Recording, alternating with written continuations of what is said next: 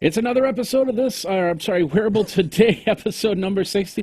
I always want to say this week in Google Glass. We really worked on it. But hey, things change, people change, hairstyles change, interest rates fluctuate, and we've got a great show on Wearable today because we're going to be talking about Athos. We're going to be talking about fitness trackers, glass going into space, and then of course body cameras. 10 years ago, we were totally against them. Nowadays, we want them on everybody. And we're going to talk about that. It's another episode of Wearable Today. I like that in the German voice. Welcome to the Wearable Today. My name is Jeffrey Powers. You can find me at Geekazine. Geekazine, Think Magazine, put in a geek, you've got Geekazine. And as always, my cohorts, we got two of them now, cohorts in crime, Mr. Luke Wallace and Birdie. And Birdie. Yeah. I've got it this way. I'm going to go, and Birdie, Birdie, man. Yeah, I don't think Birdie's German. So my name's Luke Wallace. You can find me on Twitter at LukeLuca, Google Plus at plus Luke Wallace, or Luke at wearabletoday.com. So if you want to reach Birdie, that's Birdie at wearabletoday.com, Birdie at wearabletoday.com. There you go. Send a little birdie. Send an email, a little birdie. Send a tweet. Although she's not on Twitter, so you can't tweet Birdie. You're gonna have to tweet out. You're gonna have to get her a Twitter account. I think I will. I think I will. So all right. If you have an idea for Birdie's Twitter handle, we'll be taking ideas throughout the show, and send your emails in. However you want to do that. Or check out the Q&A, which it looks like is live for tonight. So stop on by and give us a shout out. Ring the doorbell, say hi, and everything like that. So, yeah. All right. Well, let's get into the show right now. Right here, we start with big news, little arms, or should I say, big news, little arm, and toaster strudel. Now I'm Swiss. I don't. It's yeah. Why don't you start them out with the news there, Luke? Yeah. So we start off over with the company Athos. Yeah, Marty has created some wearable tech for better measuring of your workout. It starts off with a 199 core device that then can pair with shirts or pants that will actually monitor your muscles through smart fibers embedded in the fabric. You can set the desired type of workout that you're looking for, and then you can be coached and see feedback of if you're using the right muscle groups and get some tips on how to improve your workout. The devices, which really consist of these shirts and this core, are planning to launch in early 2015. All right. So what if you're okay. Let me restart here. Most fitness tracking devices or watches. What if it was a set of earphones? That's what Free Waves is really working on. A pair of Bluetooth earbuds that track your biometrics through your ears.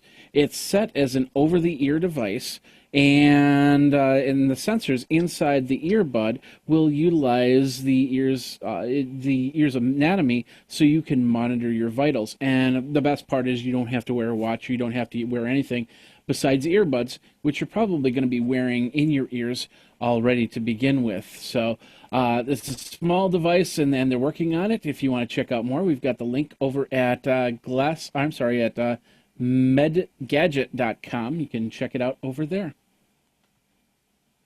Now, Google Glass going to space? It could happen. Glass at Work is working with Kentucky Space LLC to get a pair of Google Glass into space. They'll be launching one in the SpaceX vehicle that's set to launch tomorrow, December 16th. Tomorrow as we record this, obviously not tomorrow necessarily as you listen to it. December 16th, to determine if the optical device can be a competent flight tool. Glass will not be used for any other experiments while on this. It's really just kind of a feasibility study on glass in space. Roar. Oh wait, no, that's in space. That's Sorry. Okay. So while I was in Barcelona, I talked with Dave and Cliff. They're from HP, and they were talking about HP's new DCA, or what's called Digital Context Aware Division. As a small group, they're the only two people in this group, which is really cool.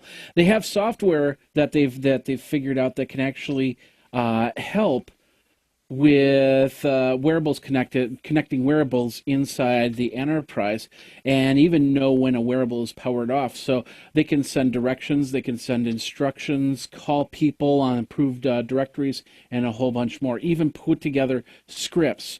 So they get directions to the location of the place. When they get there, they get directed to where the problem is, how they fix it, and then instructions on how to fix it with a list, directory list of people that could be on call if they need to do that. So it's perfect for a repair person, it's perfect for a home care person, and more. And of course, you can check that out over on geekazine.com.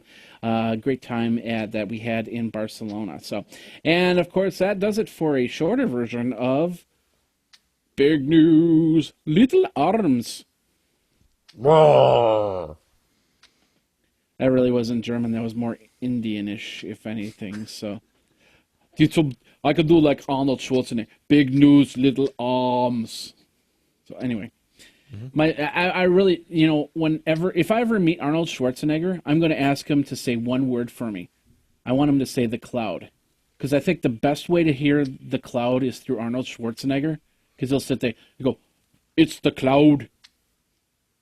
I don't know. What do you think?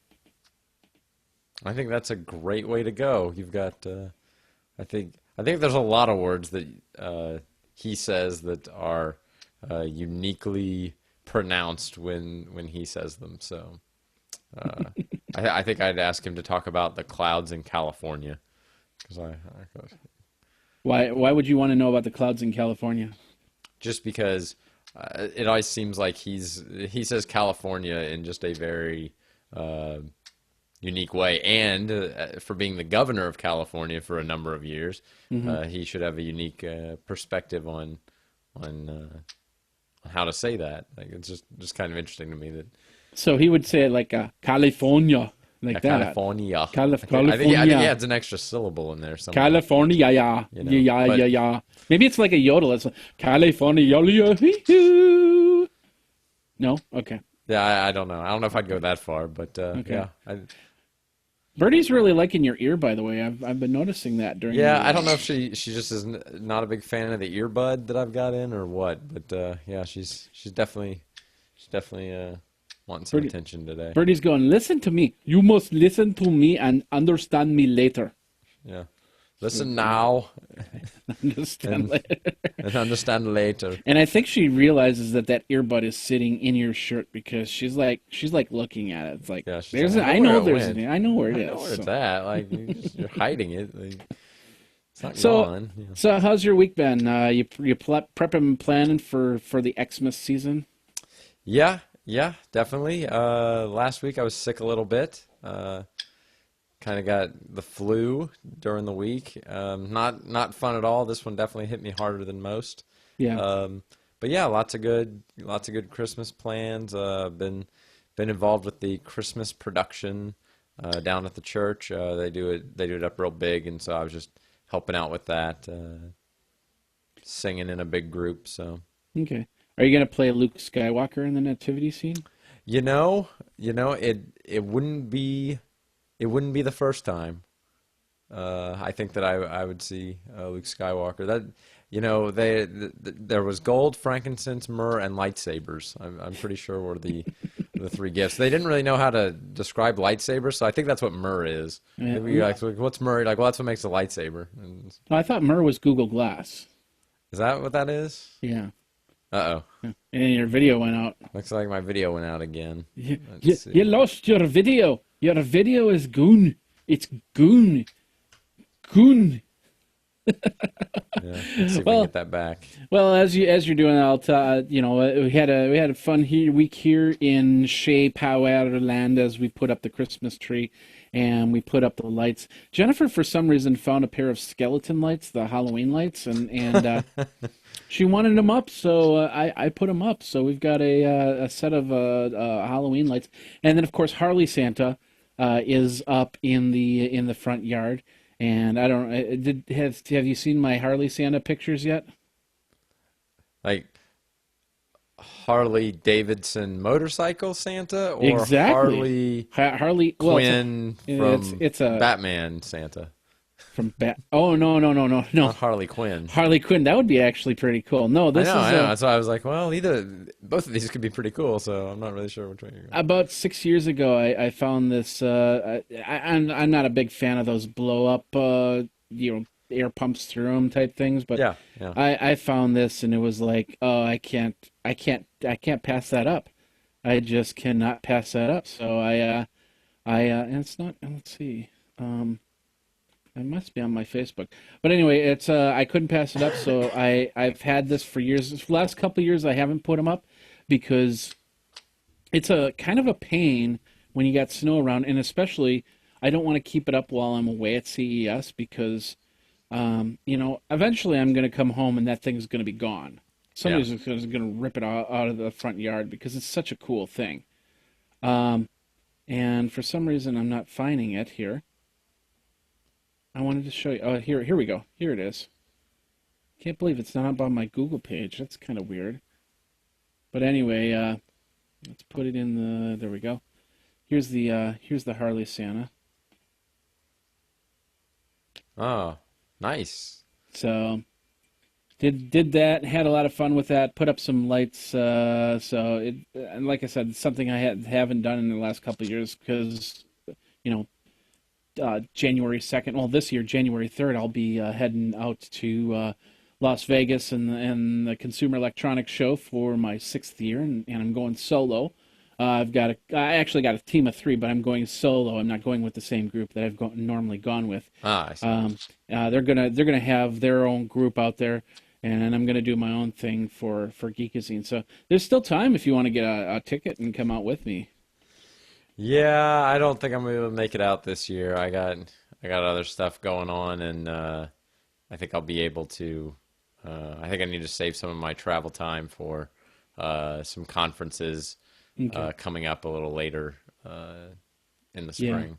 No, yeah, no, I totally understand that. Of course, for me, this is just one of those things I can't not attend. So, Oh yeah, yeah. For from a tech perspective, I think and even for wearables, like CS is going to be really really big this year. oh yeah, and I'm expecting to do some wearable and probably show a couple videos on this show, the following Monday that we're going.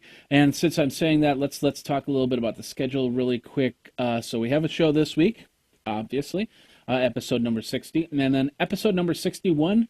We're still doing that 2 weeks from now, right?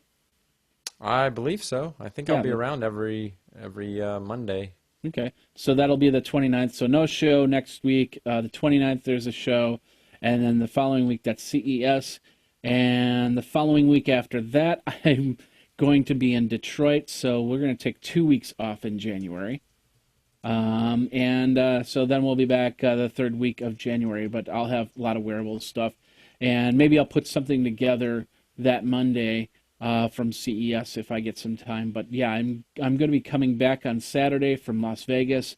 The band's going to be playing the next night, and then Sunday morning I'm going to be taking a plane to Detroit for the North American International Auto Show and spend a couple days there. So that'll be a lot of fun. So Cool. Cool. Okay. okay, okay. Now it's time for I approve. awkward. It's time for awkward silence. So here we go. Yeah. Okay.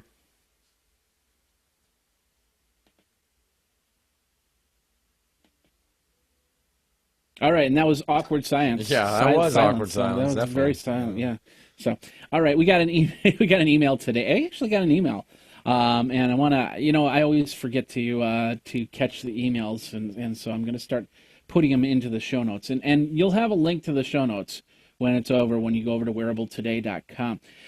It's from Emilio, and Emilio writes, thanks for last week's episode on healthcare wearables. We had Jamie Davis on last week, did a great job. He goes, I'm an EMT and wanted to get Google Glass. I can't wait to see how these devices will enter into my daily job duties and save lives. So thanks, Emilio, for watching. And it didn't look like English was his first language, the way he wrote. So yeah, we've got some international listeners. So thank you very much for coming to the show, watching the show, listening to the show, wherever you go and whatever you do. So, all right, where are we now? Oh, let's go to the next segment. And I was gonna make a thing for this, but I didn't. So our next segment is called Fund Me, and this is where we're talking about funding for wearables. And this one I found thanks to Reddit about Tzoa, TZOA. It's an enviro tracker, a wearable that measures air pollution and UV exposure, as opposed to heart rate and stuff like that. This is a little device that connects with the surroundings and creates an air quality map on your phone or tablet. It can help you determine if you've had too much UV exposure, if your bedroom has enough light in it so you can sleep better. If you're in the house and there's carbon dioxide, I think it can check that and stuff like that too. The Kickstarter, of course, as you can see, is close to ending. 57 hours at the time we recorded this. So get there and check it out. It's at 64,000. It's got a $110,000 goal, and hopefully it will do that. One of the things I was thinking of was because yesterday there was a news story up about an hour north of me. They had to clear out an hockey rink, because of carbon dioxide, and some people got hurt and went to the hospital because of this. And I'm thinking to myself, if they have one of these TZOAs, that they would have been able to, somebody might have been able to determine, hey, there's carbon dioxide in the air. Maybe we should get out of the rink or something like that and help out. So things like that. That's where wearables really come in to their advantage. So, Luke, thoughts on this? I think that's really neat. Just that you, in a sense, crowdsource your weather information. I mean, this is focused mostly on air quality,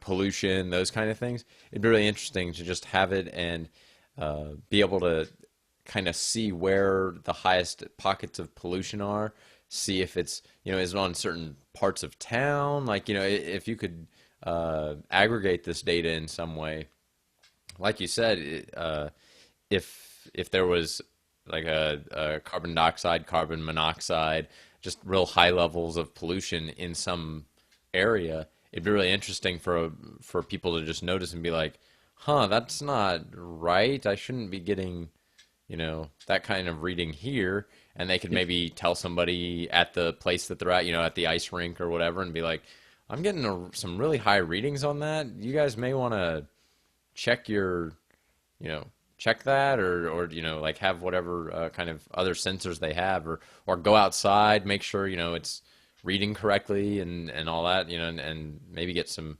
more granular feedback, and just see areas of town that are better off. So maybe they could figure out, oh, there's actually a lot of pollution in this district of the city, and like figure out maybe there's some leak that just no one is aware of because no one realizes that it's higher. There's higher levels of pollution in that area, and it just doesn't doesn't trigger until you've got people down at this at this city block level. Like usually pollution's more of a here's our city's number for today. It's like you really don't have like, well, what's it like on the north side, on the south side, Oh yeah, all that kind of stuff. Because even here, from where I'm from, which is Madison, Wisconsin, obviously. Yeah, you have the west side and you have the east side, and so and it could be storming on the east side, and it could be completely dry here on the west side.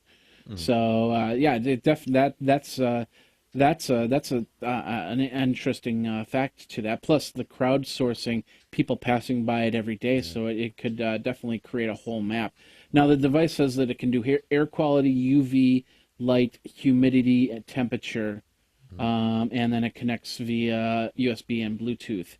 So Yeah. it just creates this map, and that would be interesting to see how the map of Dallas or the map of Madison would fare in on a daily basis. Yeah.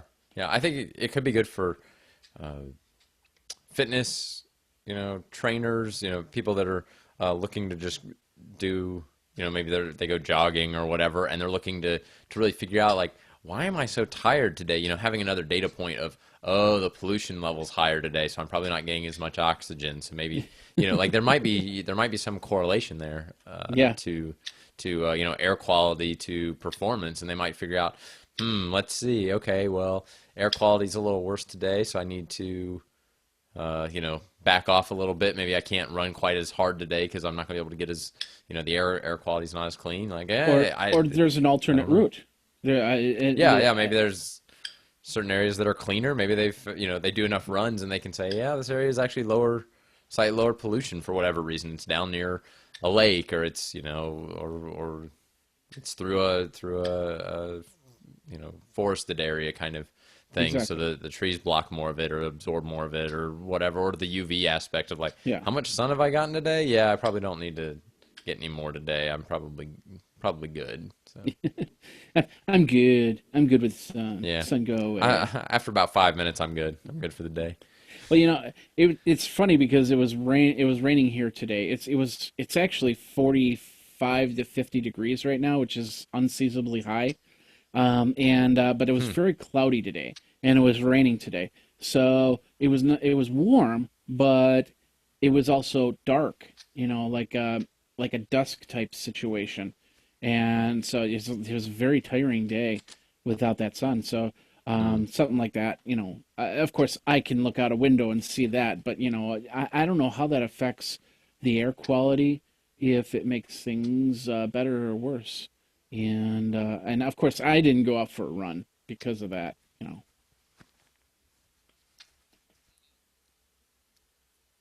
Anyway, everything okay? Oh, you were kind of cutting out there for a minute. Sorry, Oh, okay. Well, wasn't ignoring you. anyway, that's a Kickstarter campaign. It's almost over, so check it all out, and we will go from there. So that's fun me. Let's switch over to another segment we like to call the Apple Watch Watch. Oh, I should do this sound effect. Hold on. So go ahead, Luke, since you called this up. So, this is an article over on The Verge about the Apple Watch Watch and about the Apple Watch being a luxury brand. Uh, so the question is, could the Apple Watch go after the luxury market? We talked about it a couple weeks ago of the gold Apple Watch being rumored to be as much as $5,000. This article on The Verge talks about, I guess, the true luxury watch market and how some of those watches start at $75,000. And so they're saying the Apple Watch may not even be, close to that market. It may be that they're not even really touching the luxury market, the true luxury market for high net worth individuals. Kind of an interesting take on how is the Apple Watch going to be positioned by Apple at the high end. Is it going to be seen as a luxury product, or and if it is, if that's the way they kind of market it, will it even be adopted by the luxury watch consumer, or will it be in this kind of middle ground between a range that most people would even think about paying for a watch, and the people that really want to spend money on a watch that no one else has, or that's very very high end? Is it going to be too low for them? So I just thought it was kind of an interesting article of just not so much answering the question, but just giving some insight into the luxury phone and luxury watch markets that are out there, that are, already exist. Yeah. Well, do you know what the most expensive iPhone costs? Uh, I I think the most expensive one that like Apple sells directly on their website, isn't it like 900 or $1,000 or something like that for if you get like the 64 gig. I mean, now, or do you mean like some sort of customized one? Ah, This is the yes. world's most expensive iPhone 6, and it runs at 2.7 million dollars. So Yeah. it is. Of course I haven't read the article too much, but because I just Yeah. pulled it up. But the whole point is this is not the first time that an iPhone has been blinged out.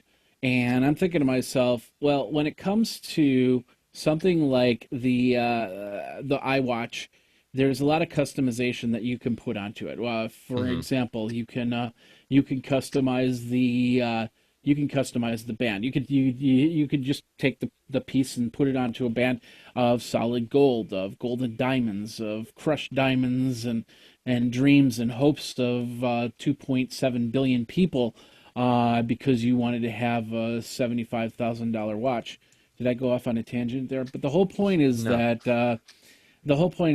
you could turn that watch into a $75,000 watch easily, and I've seen it with iPhones before, so I'm guessing that they're gonna definitely try and bling this thing out as best as possible. So $5,000 for the core of the Apple Watch. It's also, it's also the core of the Moto 360, the core of the Samsung smartwatch, the core of a Pebble watch, or any watch from there. You can turn anything into a $2.7 million thing if you have enough gold and diamonds. Simple as that. So Yeah. it's just a Yeah. question of who's going to do it, and how much it's going to really cost. Yeah. Yeah. And I, I don't know this brand that they were talking about, Virtu or whatever, um, Virtue Barak is, 2? yeah. No, no, Uh, they don't. yeah. Is I don't know if they even have like a low end model. I think it's like I don't think they're taking existing watches and you know adding diamonds to them. I think that is the watch they make is this watch with diamonds on it, or Yeah, or whatever, whatever kind of precious stones that are put on it. So I think that'd be different than like an Apple Watch with a diamond added on it, to make it expensive.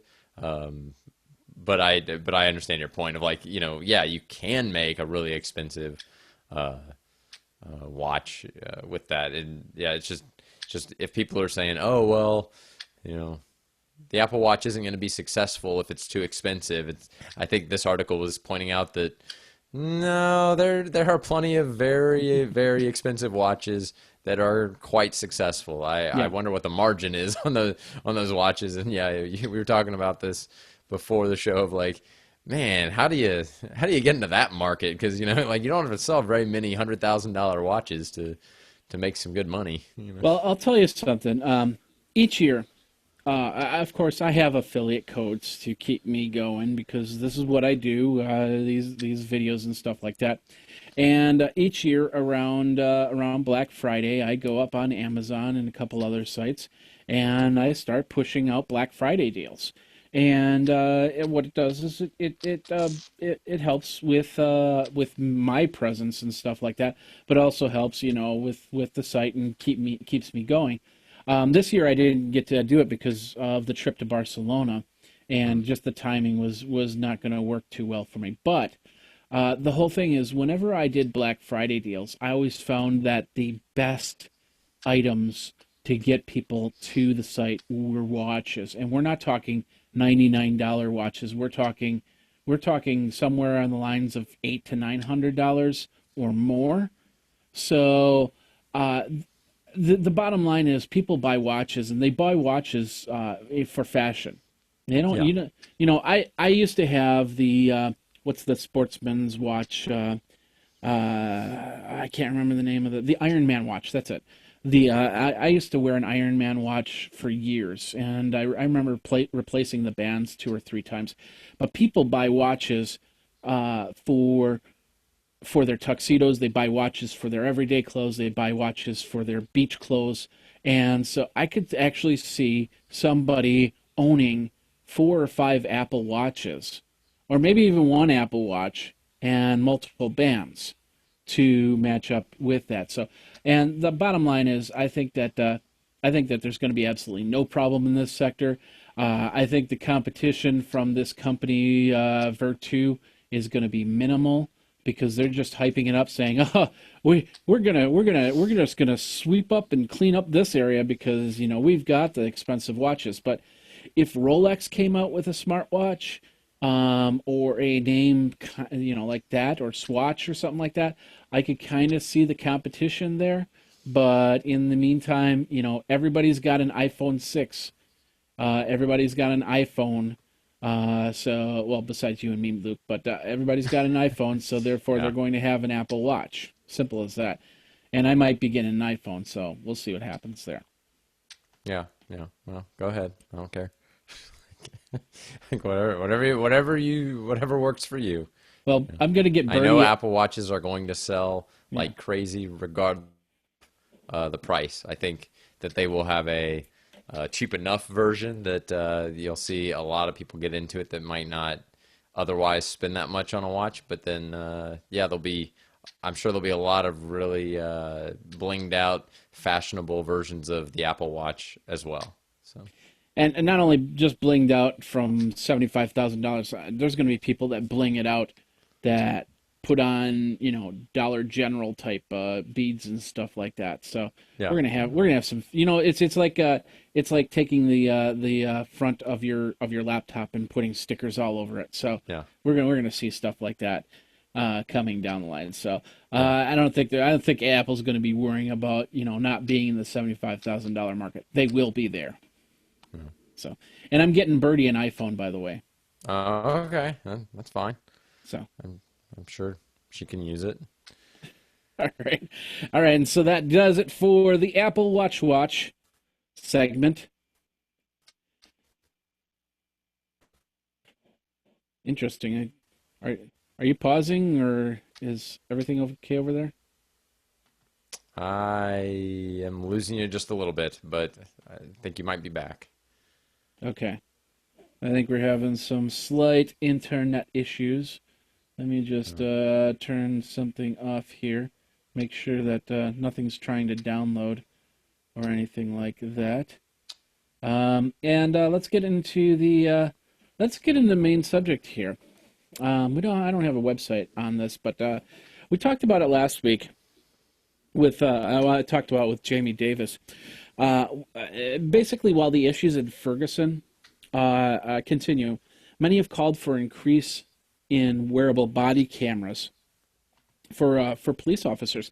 Now, last week when I talked to Jamie Davis and asked him if he should include it on EMTs, you can actually see his response, which is in last week's episode. I'll let you go there and watch that. You can pause this video now and watch the other one. So we'll do that right now. Okay, you're back. So it wasn't more than 10 years ago that people were resisting the always-on environment that we live in. The cameras basically watching your every move.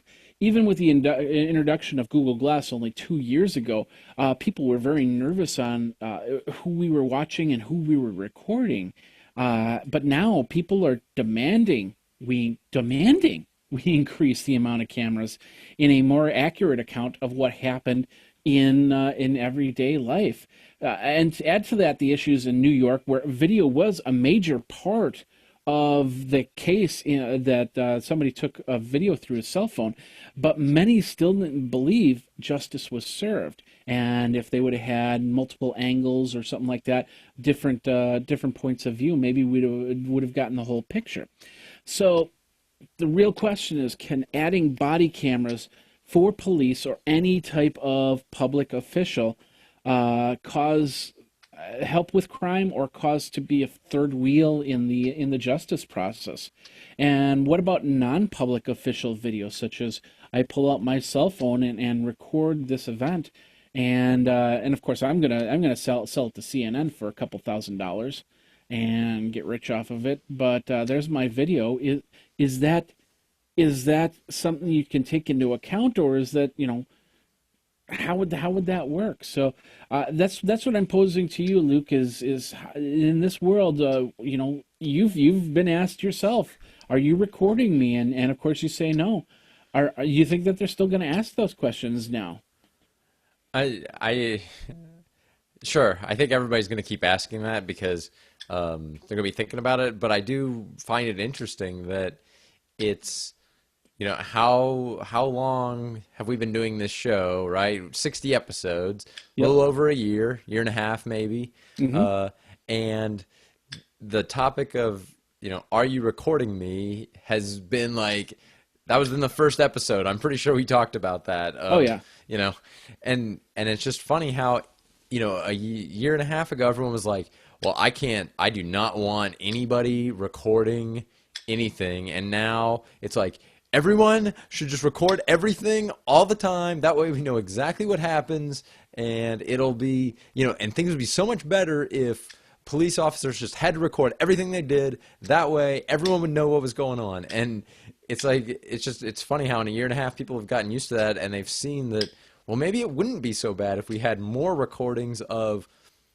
some events, of at least of interesting events like this, so that we could analyze them a little more closely after the fact, and we could tell what was happening. And it's like, people have that balance of like it's starting to turn where people are like, they're like used to the idea, and then now they're even demanding it for police officers. And I just think that's funny how like a year ago they were saying, oh, police officers with glass, oh, that's horrible. Now they can just be recording everything all the time. And now you see the bad side of not recording, or not so much, I would say like that it's necessarily bad, but people can say, well, it would actually be an advantage in this case if there were recordings. And so I don't think the question will ever go away, and I do think that there will be a lot of people still concerned with privacy.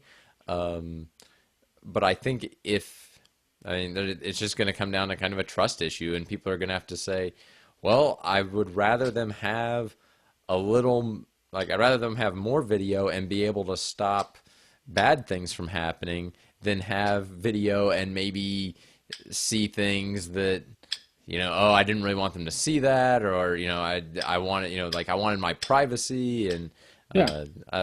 so I don't know if there's a good simple answer, because I don't think people can, like, it's one of those, in hindsight you're like, well, I want to be able to record certain things but not everything, but I won't really know if I should be recording until I have to have been recording the whole time, like, to know. So I think people are going to be okay with that. People are Yeah. going to be okay with recording a lot more, because they're going to say, the it's not so much that not having the recording makes everything horrible, but having the recording can make things better enough that they're gonna wish they were doing it. Well, let's take a look at the body recording, and I'm just going to use my GoPro Hero because one, it's close by, and two, it's Yeah. small enough. This is what about the size of what a person would be wearing, and they'd probably be wearing it right here, right on their, maybe on their pocket or something like that, Yeah. maybe on a Yeah. clip, like right about here. Now, if you're a distance like from me to the camera, I'll be able to record you without a problem and record the conversation.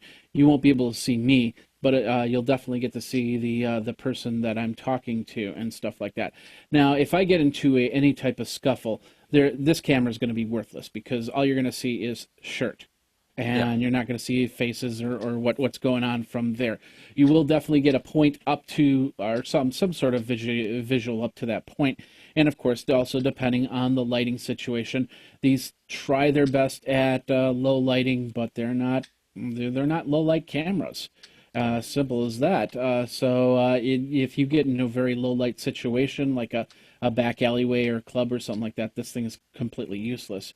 So the having that for an interaction for somebody a couple feet away in a decent lit situation, yeah, that would be great. If you're defending yourself or trying to calm somebody down, that body camera is going to be sitting somewhere where nobody's going to see it anyway.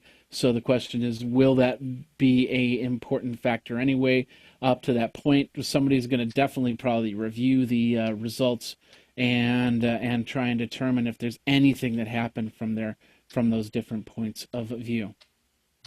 Yeah, what do you think about the audio? It seems like just having the audio makes a big difference because you can hear at least what was said. You can't always tell exactly um, what was happening, but you can at least tell what people were saying, or if somebody says something that was provocative, or somebody describes something like, "Hey, don't hit me," or "What's that, a Yeah. gun?" Like, I mean, there's things like that, and I mean, do you see any issues there with just having audio? Either is that good, is that bad? What do you think? Well, for me, the audio, it really depends on where they are. I mean, in the two cases where we're technically talking about, yeah, I suppose there wouldn't have been a problem with audio, but if you're in a club or something like that, or if yeah, noisy street, being able to capture somebody's voice from 2 to 3 feet away is almost impossible. In fact, I just watched a video where they something was wrong with their microphone and they tried to just use the camera mics, and you could barely hear what was being said. Now, with I suppose with software, you can boost that up and get some clear responses out of that, but it's definitely going to be hard to hear what was said in a video and get it from there. You need more microphones or better microphones on the cameras, Hmm. which of course we're growing. We're getting those, and eventually maybe there'll be a camera that will take the size and take awesome low light pictures and just have 360 sound that can cut out the dance music and cut out the other voices and just have that conversation with an earpiece so I can hear what you're saying. Because even sometimes, if I'm in a club and we're 2 feet away, I can barely Yeah. hear what some people are saying. Yeah, yeah, and I do think with these body recorders and kind of full video recorders, I think it kind of becomes like dash cams where 99% of the video that is recorded is useless. Worthless. Like Yeah. there's not like no one cares to see the cop drive around town, and then oh there was somebody speeding, or oh there's somebody ran a stop sign and then he pulls him over. Oh, you ran a stop sign, and not nothing happens. So it's like that's not really what the body cameras are for. They're just for that 1% of the time when something really unexpected happens and they don't have time to say, "Oh, something bad just happened. Well, hold on, let me get out a camera and set this up and start Yeah. taking the video." It's like you just got to have it going, because if it wasn't going Yeah. 5 seconds before, and you need to be able to see what led up to it, and you don't know what that it's leading up to something until that thing happens. So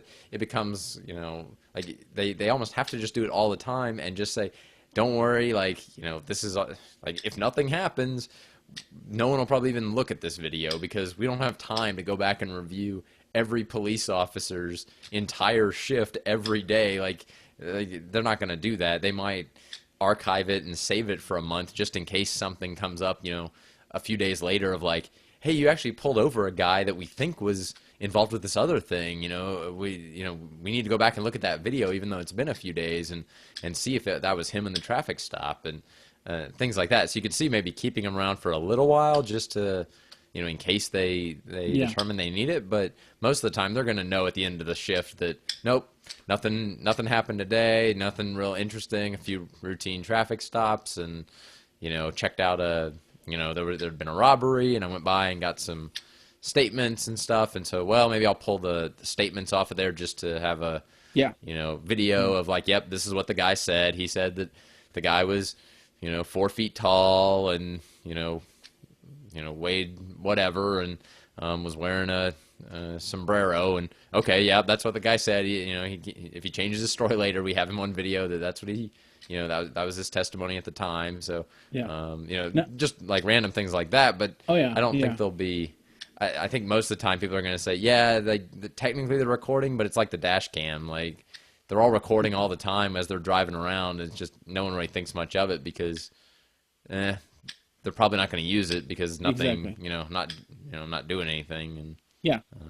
And little do they know that the hanging over their head is a camera. We just had I think about 300 new cameras installed in the city Oh, here. really? And and they do that every year. I mean, if you go through the if you go through Dallas's records and stuff like that, you'll find that they're probably increasing their cameras by 5 to 10% every single year, Yeah. in Yeah. areas, and so we're definitely going to be a watched world for that matter. Then it's a question of, do we have enough cameras that the police don't need to wear body cameras that will Yeah. always have an angle to from an ATM machine or a or street camera or a store front Mm. camera to get that same image and go from there. Yeah, I know Britain, uh, in like London, and I guess I've read different articles about that. How London has so many cameras all over the city. I don't know if they've started phasing some of them out because they thought they just had, they have eight on one corner, kind of all pointed around. It's like maybe that's too many. Maybe we don't need actually all of those. We can get by with a couple less than that. Yeah. But like I know I've seen things like that saying like they have so many cameras at every intersection that they basically can track someone as they walk through the entire city because they never lose sight of them as they follow them from one camera to the next. And That's crazy. yeah, now London, maybe they can get away with it because it's so dense and there's so many people there. And whereas Madison, Wisconsin, maybe not quite as dense. They would need a lot more cameras and Well, there's also our rule versus London's rule, which is a lot different. yeah, So yeah, they sure, basically could say, we're going to do it. I don't care what you think or yeah, what you do. Here's another interesting factor. And I remember you see those movies from like 10 years ago where they're trying to predict the future, and then they have these little drones that are flying around. mm, And what would be really interesting is if a police officer has like something on them that measures their heart rate and their vitals, and then when an event comes up, of course, their levels start to rise, and popping up from the squad car is this little drone that comes flying to them, and uses that as a GPS tracker to keep focused on that subject, yeah. and be able to take an aerial shot and go from there.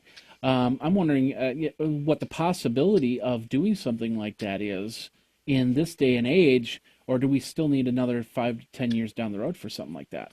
I don't know. I would guess the technology is probably pretty close to there. It's just a matter of implementation and someone actually doing the work to um, kind of connect all the different pieces together.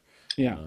I I guess, suppose I suppose with nowadays it would have to be somebody sitting in an office directing the drone as opposed to the drone just instantly going to the place and being able to control it that way.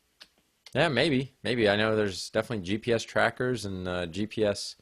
You could definitely have a drone kind of follow someone by GPS at least to a rough level, rough accuracy.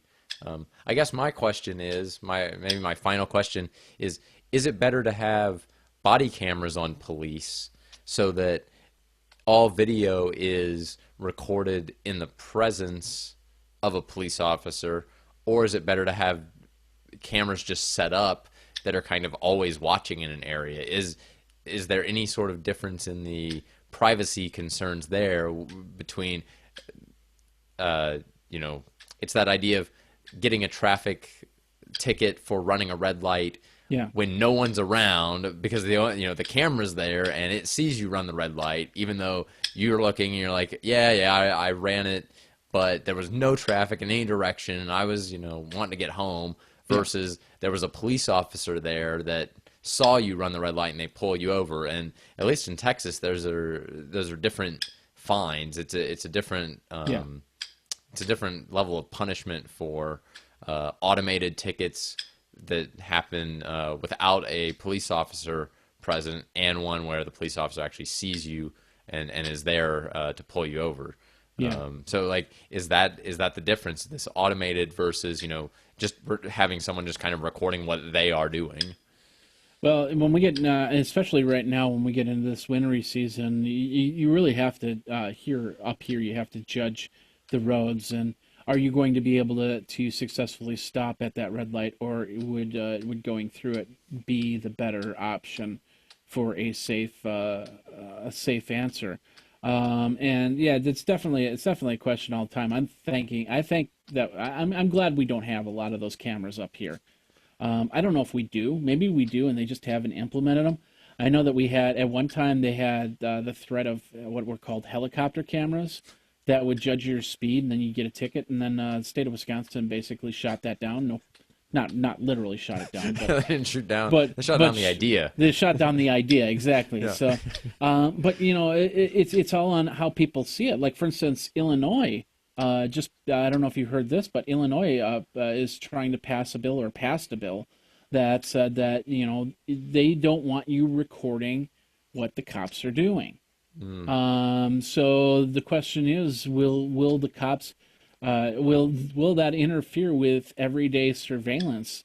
Will we all have to be wearing body stickers saying you're going to be or a cop for that matter wearing a body sticker that basically says I'm recording you right now 24/7, deal with it, and go from there. Maybe that should be my next Geekazine shirt. You are being recorded. What do you what do you think on that? Can you make that a big letter shirts, or is that too many letters? I think you could spell it out with a big huge group, but no, you couldn't. I couldn't put that on one shirt for you. Okay, I'll have to draw that up another way. So, but so hey, I know that if you walk into this studio right here, you're going to be recorded. Simple as that. So It's kind of the point, right? yeah. That's what this studio is about, to capture people on camera. So guess what? You're on camera here. As for public servants, you know, cops, EMTs, people that help in the public, wearing a body camera, not a bad idea.